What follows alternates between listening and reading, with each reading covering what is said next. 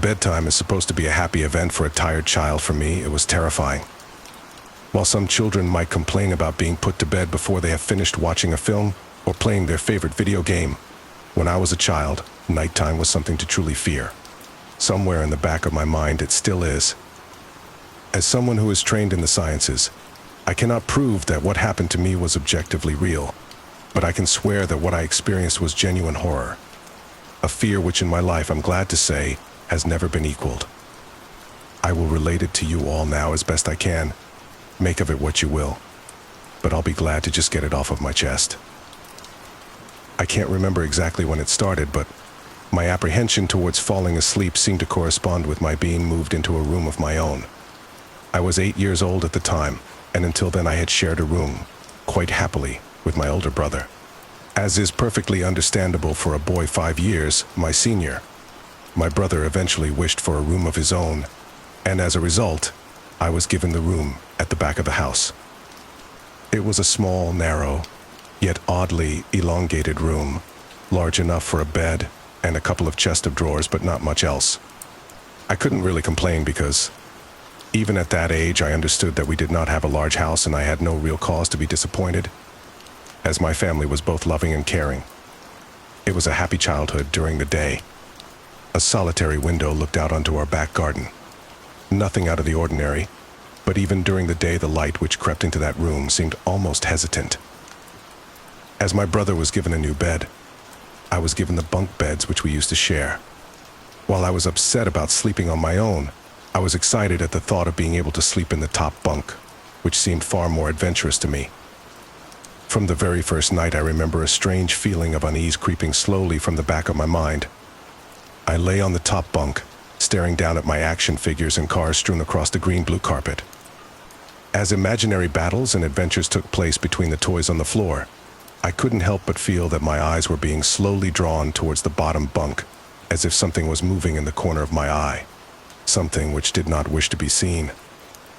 The bunk was empty, impeccably made with a dark blue blanket tucked in neatly, partially covering two rather bland white pillows.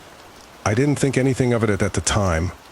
I was a child, and the noise slipping under my door from my parents' television bathed me in a warm sense of safety and well-being. I fell asleep. When you awaken from a deep sleep to something moving or stirring, it can take a few moments for you to truly understand what is happening. The fog of sleep hangs over your eyes and ears, even when lucid. Something was moving. There was no doubt about that. At first, I wasn't sure what it was. Everything was dark, almost pitch black, but there was enough light creeping in from outside to outline that narrowly suffocating room.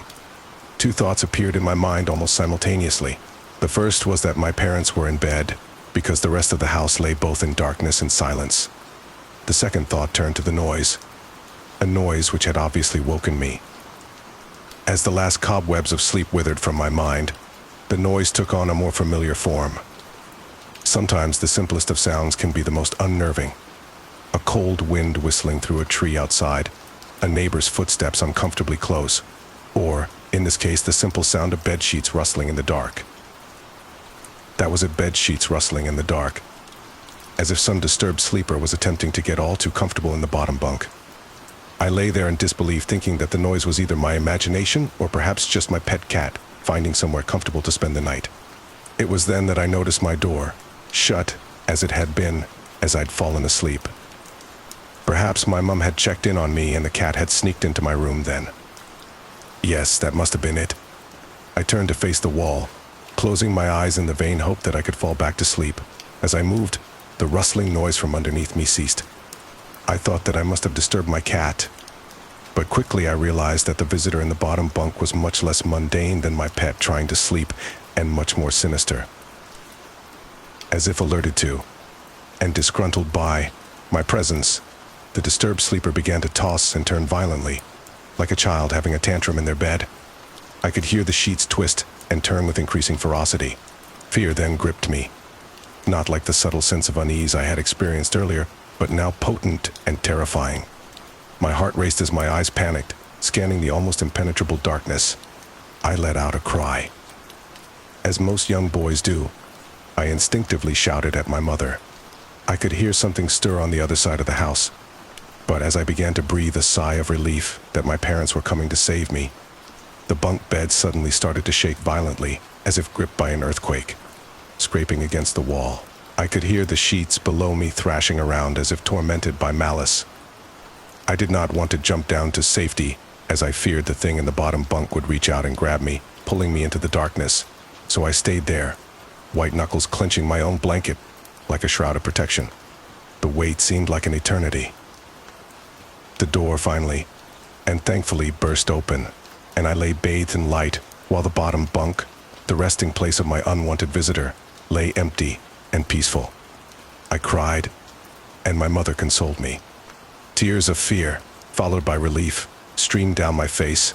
Yet, through all of the horror and relief, I did not tell her why I was so upset. I cannot explain it, but it was as though whatever had been in that bunk would return if I even so much as spoke of it, or uttered a single syllable of its existence. Whether that was the truth, I do not know. But as a child, I felt as if that unseen menace remained close, listening. My mother lay in the empty bunk, promising to stay there until morning. Eventually, my anxiety diminished, and tiredness pushed me back towards sleep, but I remained restless, waking several times momentarily to the sound of rustling bed sheets. I remember the next day wanting to go anywhere, be anywhere, but in that narrow, suffocating room. It was a Saturday, and I played outside quite happily with my friends. Although our house was not large, we were lucky to have a long sloping garden in the back. We played there often, as much of it was overgrown and we could hide in the bushes, climb in the huge sycamore tree which towered above all else, and easily imagine ourselves in the throes of a grand adventure in some untamed exotic land. As fun as it all was, occasionally my eye would turn to that small window, ordinary, slight, and innocuous. But for me, that thin boundary was a looking glass into a strange, cold pocket of dread. Outside, the lush green surroundings of our garden, filled with the smiling faces of my friends, could not extinguish the creeping feeling clawing its way up my spine, each hair standing on end. The feeling of something in that room, watching me play, waiting for the night when I would be alone, eagerly filled with hate. It may sound strange to you, but by the time my parents ushered me back into that room for the night, I said nothing. I didn't protest. I didn't even make an excuse as to why I couldn't sleep there. I simply and sullenly walked into that room, climbed a few steps into the top bunk, and then waited. As an adult, I would be telling everyone about my experience, but even at that age, I felt almost silly to be talking about something which I really had no evidence for. I would be lying, however. If I said this was my primary reason, I still felt that this thing would be enraged if I so much as spoke of it. It's funny how certain words can remain hidden from your mind, no matter how blatant or obvious they are. One word came to me that second night, lying there in the darkness alone, frightened, aware of a rotten change in the atmosphere, a thickening of the air, as if something had displaced it. As I heard the first casual twists of the bed sheets below, the first anxious increase of my heartbeat at the realization that something was once again in the bottom bunk. That word, a word which had been sent into exile, filtered up through my consciousness, breaking free of all repression, gasping for air, screaming, etching, and carving itself into my mind. Ghost. As this thought came to me, I noticed that my unwelcome visitor had ceased moving. The bed sheets lay calm and dormant, but they had been replaced by something far more hideous. A slow, rhythmic, rasping breath heaved in escape from the thing below. I could imagine its chest rising and falling with each sordid, wheezing, and garbled breath. I shuddered and hoped beyond all hope that it would leave without occurrence. The house lay, as it had the previous night, in a thick blanket of darkness. Silence prevailed, all but for the perverted breath of my, as yet, unseen bunkmate. I lay there terrified. I just wanted this thing to go, to leave me alone. What did it want? Then something unmistakably chilling transpired. It moved. It moved in a way different from before. When it threw itself around in the bottom bunk, it seemed unrestrained, without purpose, almost animalistic. This movement, however, was driven by awareness, with purpose, with a goal in mind. For that thing lying there in the darkness, that thing which seemed intent on terrorizing a young boy, calmly and nonchalantly sat up. Its labored breathing had become louder, as now only a mattress and a few flimsy wooden slats separated my body from the unearthly breath below. I lay there, my eyes filled with tears, A fear which mere words cannot relate to you or anyone else coursed through my veins. I would not have believed that this fear could have been heightened, but I was so wrong. I imagined what this thing would look like, sitting there listening from below my mattress, hoping to catch the slightest hint that I was awake. Imagination then turned into an unnerving reality. It began to touch the wooden slats on which my mattress sat. It seemed to caress them carefully, running what I imagined to be fingers and hands across the surface of the wood. Then, with great force, it prodded angrily between two slats, into the mattress. Even through the padding, it felt as though someone had viciously stuck their fingers into my side. I let out an almighty cry, and the wheezing, shaking, and moving thing in the bunk below replied in kind by violently vibrating the bunk as it had done the night before. Small flakes of paint powdered onto my blanket from the wall as the frame of the bed scraped along it, backward and forward. Once again I was bathed in light, and there stood my mother, loving and caring as she always was, with a comforting hug and calming words which eventually subdued my hysteria. Of course she asked what was wrong, but I could not say. I dared not say. I simply said one word over and over and over again. Nightmare. This pattern of events continued for weeks, if not months. Night after night I would awaken to the sound of rustling sheets. Each time I would scream so as to not provide this abomination with time to prod and feel for me. With each cry the bed would shake violently, stopping with the arrival of my mother, who would spend the rest of the night in the bottom bunk, seemingly unaware of the sinister force torturing her son nightly. Along the way, I managed to feign illness a few times and come up with other less than truthful reasons for sleeping in my parents' bed, but more often than not I would be alone for the first few hours of each night in that place. The room where the light from outside did not sit right. Alone with that thing. With time you can become desensitized to almost anything, no matter how horrific. I had come to realize that, for whatever reason, this thing could not harm me when my mother was present. I am sure the same would have been said for my father, but as loving as he was, waking him from sleep was almost impossible. After a few months, I had grown accustomed to my nightly visitor. Do not mistake this for some unearthly friendship. I detested the thing. I still feared it greatly, as I could almost sense its desires and its personality, if you could call it that, one filled with a perverted and twisted hatred yet longing for me, of perhaps all things. My greatest fears were realized in the winter. The days grew short, and the longer nights merely provided this wretch with more opportunities. It was a difficult time for my family. My grandmother, a wonderfully kind and gentle woman, had deteriorated greatly since the death of my grandfather. My mother was trying her best to keep her in the community as long as possible, however. Dementia is a cruel and degenerative illness, robbing a person of their memories one day at a time. Soon she recognized none of us, and it became clear that she would need to be moved from her house to a nursing home. Before she could be moved, my grandmother had a particularly difficult few nights, and my mother decided that she would stay with her. As much as I loved my grandmother and felt nothing but anguish at her illness, to this day I feel guilty that my first thoughts were not of her, but of what my nightly visitor may do, should it become aware of my mother's absence. Her presence being the one thing which I was sure was protecting me from the full horror of this thing's reach. I rushed home from school that day and immediately wrenched the bed sheets and mattress from the lower bunk, removing all of the slats and placing an old desk, a chest of drawers, and some chairs which we kept in a cupboard where the bottom bunk used to be. I told my father I was making an office, which he found adorable, but I would be damned if I'd give that thing a place to sleep for one more night. As darkness approached, I lay there knowing my mother was not in the house. I did not know what to do. My only impulse was to sneak into her jewelry box and take a small family crucifix which I had seen there before. While my family was not very religious, at that age I still believed in God and hoped that somehow this would protect me. Although fearful and anxious, while gripping the crucifix under my pillow tightly in one hand, sleep eventually came, and as I drifted off to dream, I hoped that I would awaken in the morning without incident. Unfortunately, that night was the most terrifying of all. I woke gradually. The room was once again dark. As my eyes adjusted, I could gradually make out the window and the door, and the walls, some toys on a shelf, and, even to this day, I shudder to think of it, for there was no noise. No rustling of sheets, no movement at all. The room felt lifeless yet not empty. The nightly visitor, that unwelcome, wheezing, hate-filled thing that had terrorized me night after night was not in the bottom bunk. It was in my bed. I opened my mouth to scream, but nothing came out. Utter terror had shaken the very sound from my voice. I lay motionless. If I could not scream, I did not want to let it know I was awake. I had not yet seen it. I could only feel it. It was obscured under my blanket.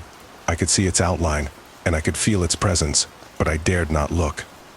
The weight of it pressed down on top of me, a sensation I will never forget.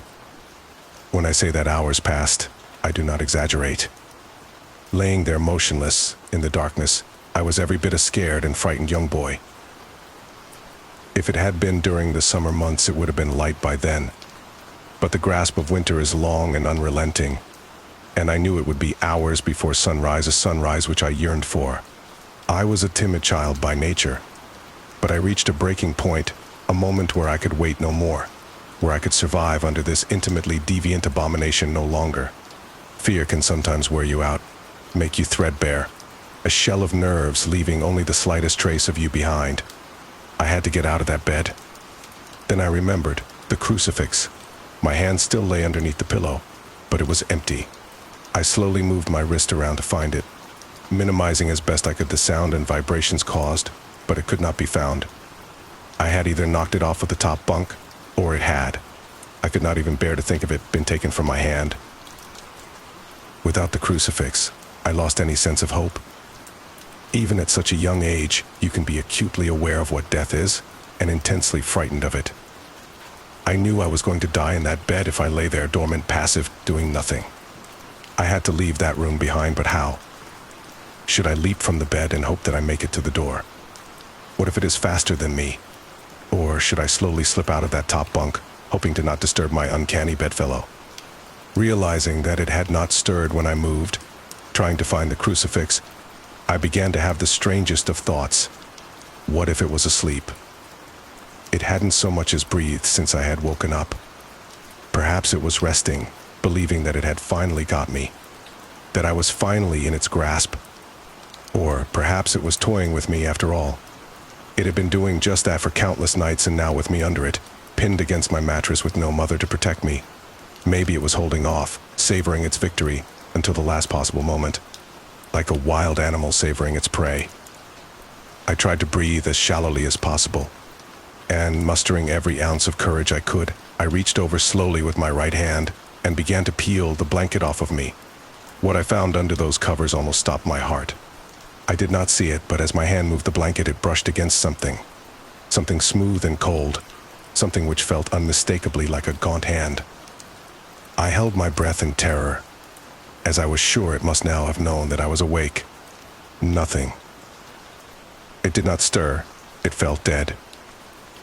After a few moments, I placed my hand carefully down the blanket and felt a thin, poorly formed forearm. My confidence and almost twisted sense of curiosity grew as I moved down further to a disproportionately larger bicep muscle. The arm was outstretched, lying across my chest, with the hand resting on my left shoulder, as if it had grabbed me in my sleep. I realized that I would have to move this cadaverous appendage if I even so much as hoped to escape its grasp. For some reason, the feeling of torn, ragged clothing on the shoulder of this nighttime invader stopped me in my tracks. Fear once again swelled in my stomach and in my chest as I recoiled my hand in disgust at the touch of straggled, oily hair. I could not bring myself to touch its face, although I wonder to this very day what it would have felt like. Dear God, it moved. It moved. It was subtle, but its grip on my shoulder and across my body strengthened. No tears came, but God, how I wanted to cry. As its hand and arm slowly coiled around me, my right leg brushed along the cool wall on which the bed lay. Of all that happened to me in that room, this was the strangest. I realized that this clutching, rancid thing which drew great delight from violating a young boy's bed was not entirely on top of me. It was sticking out from the wall, like a spider striking from its lair. Suddenly its grip moved from a slow tightening to a sudden squeeze. It pulled and clawed at my clothes as if frightened that the opportunity would soon pass. I fought against it, but its emaciated arm was too strong for me. Its head rose up writhing and contorting under the blanket. I now realized where it was taking me, into the wall. I fought for my dear life. I cried, and suddenly my voice returned to me, yelling, screaming, but no one came. Then I realized why it was so eager to suddenly strike, why this thing had to have me now. Through my window, that window which seemed to represent so much malice from outside street hope, the first rays of sunshine. I struggled further, knowing that if I could just hold on, it would soon be gone. As I fought for my life, the unearthly parasite shifted, slowly pulling itself up my chest, its head now poking out from under the blanket, wheezing, coughing, rasping. I do not remember its features. I simply remember its breath against my face, foul and as cold as ice. As the sun broke over the horizon, that dark place, that suffocating room of contempt was washed, bathed in sunlight. I passed out as its scrawny fingers encircled my neck, squeezing the very life from me. I awoke to my father offering to make me some breakfast. A wonderful sight indeed. I had survived the most horrible experience of my life until then, and now I moved the bed away from the wall, leaving behind the furniture I had believed would stop that thing from taking a bed. Little did I think that it would try to take mine ... and me. Weeks passed without incidents, yet on one cold, frost-bitten night I awoke to the sound of the furniture where the bunk beds used to be, vibrating violently. In a moment it passed, I lay there sure I could hear a distant wheezing coming from deep within the wall, finally fading into the distance. I have never told anyone this story before. To this day I still break out in a cold sweat at the sound of bed sheets rustling in the night, or a wheeze brought on by a common cold, and I certainly never sleep with my bed against a wall. Call it superstition if you will, but, as I said, I cannot discount conventional explanations such as sleep paralysis, hallucination, or an overactive imagination, but what I can say is this. The following year I was given a larger room, on the other side of the house, and my parents took that strangely suffocating, elongated place as their bedroom. They said they didn't need a large room, just one big enough for a bed and a few things. After that unwelcome nightly visitor left me, I was moved into another bedroom a year later. This room was much larger than the previous one and had a warm and welcoming atmosphere to it. Some places feel bad. The room before felt foul, but this one did not. Thankfully, I was given a normal bed. The previous one was taken apart and thrown out, a welcome sight, I might add. I loved my new room. I enjoyed the space for all of my toys. I was happy that the place was large enough to have my friends drop by, but most of all I was relieved to just be out of that uneasy, foreboding part of the house. On the first night I slept more soundly than I had done for a long, long time. Of course, I still moved my bed several feet from the wall. I told my mother that I and my friends liked to use the gap between the bed and wall as a hiding place when we were playing. I awoke the next day feeling refreshed and relaxed. As I lay there watching some of my favorite cartoons on a small portable television, I noticed something odd. An old dark brown armchair, which had always been there, sat at the foot of my bed, large and looming. It was frayed and worn, having been given to us as part of a suite by my cousin, but it had been used many times even by then. The chair itself was not unusual, but what unsettled me was that I could have sworn that before I had gone to sleep, the chair had been facing away from the bed. Now, in the cold light of day, the chair was facing me. I assumed one of my parents had moved it while I slept, probably looking for something that had been left there before we switched rooms. The second night was not as restful. It was around 11 p.m., and I could hear my parents' television from the other side of the house. The room was largely in darkness, the only illumination an orange hue drifting through my window from the street lights outside. I lay there content, until I heard something quiet, yet unmistakable. At first, I thought it was the sound of my own breath exhaling and inhaling as I rested. But when I stopped for a moment, the quiet, almost inaudible sound of someone else in the room breathing in and out did not cease. It continued, rhythmically and without pause. I lay there in the darkness, but while I was still recovering from the terror instilled in me from my experiences in my previous bedroom, I was not entirely afraid. The breathing was so distant and unlike the wheezing I had heard during my encounter with that thing in the wall, that I remained calm, and even at that early age I believed that it was so subtle that it was probably my imagination playing tricks on me. Still, I took no chances. I stepped out of bed, walked across the room, and turned the light on. The sound had gone. I stared at that old worn armchair facing the foot of my bed, which was within reaching distance of where I slept, and turned it around to face the other way. I had no real reason to do so, but something about it sitting there filled me with dread. The third night I was not so fearless. Again, I awoke in darkness. Lying on my back, I stared up at the ceiling, which seemed to happily absorb the dim orange light from the street. The tree outside my window swayed in a calm breeze, casting a strange collection of improbable moving shadows across the room. I could hear nothing but the long and distant hum of the city's night traffic. Just as I began to drift back into sleep, I heard it a creak from the bottom of my bed, as if something had moved or shifted its weight on the floor. I raised my head, peering through the darkness, but saw nothing strange. Everything sat as it had done throughout the day. Nothing was out of place. I cast my gaze across the room, some comics on the floor, a few boxes that had still to be unpacked, the armchair unmoved, still facing away from the bottom of my bed. There was nothing sinister here. I was now fully awake, glancing over at my television, considering whether or not to enjoy some late-night TV. I'd have to keep the volume low, of course, as my older brother would hear it in the next room, and no doubt tell me to switch it off. Just as I sat up fully in bed, I heard it again. A low creak, accompanied by a sound. The sound of the slightest of movements. I looked again at the room. The dim orange shadows cast by the leaves hanging by my window now took on a more menacing form. I still saw no reason to be afraid. I stared at the chair at the end of my bed and saw nothing unusual about it.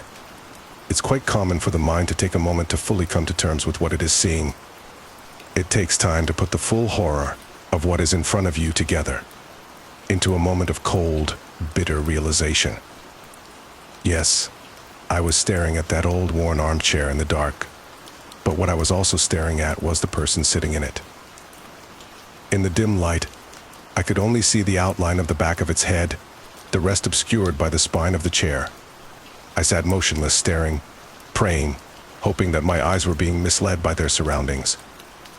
The slow creak of movement, as it shifted in its battered throne, chilled me to my very core. This was no mere trick of the dark.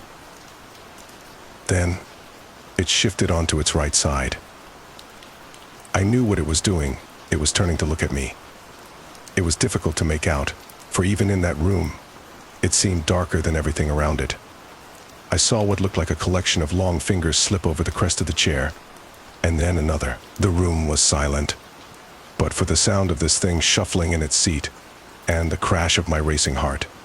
At first I could only make out the outline of its forehead, but then it began to rise up, revealing 2 pinpoints of light in the dark recesses of its deeply set eye sockets. It was staring at me. I screamed, and within a moment my brother and mother came into the room, switching the light on, asking if I'd had another bad dream.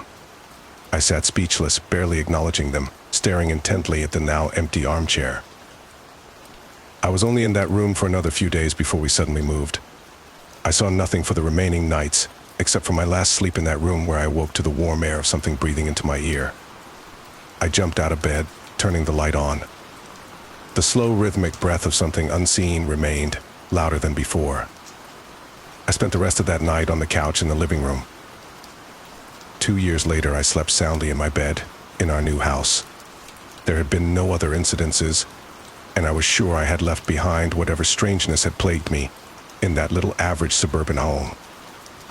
I was, however, left one parting gift.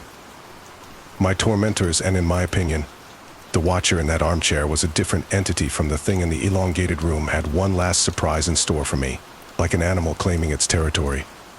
I was not entirely out of their grasp. For one last terrifying moment, I felt the presence of those things. I lay there sound asleep, 2 years since those horrifying experiences. I was in the throes of a nightmare, and suddenly, happily found myself awake, safe and sound in my bed. The room was darker than usual. I breathed a sigh of relief, as one does when waking from a nightmare. But the room was so dark. I could see nothing at all, as if something had snuffed out the light. I chuckled to myself, realizing that I must have pulled my blanket up and over my face while sleeping. The cotton blanket felt cool against me, but the air was a little too warm, almost stifling. Just as I was about to remove the blanket for some air, I heard it for the last time I heard it. The rhythmic breathing of the watcher at the end of my bed. Fear gripped me, followed by anger and despair. Why could I not be left alone? I then did something most peculiar. I decided to speak to it. Perhaps this thing did not mean to harm me. Perhaps it was unaware of the terror it had caused.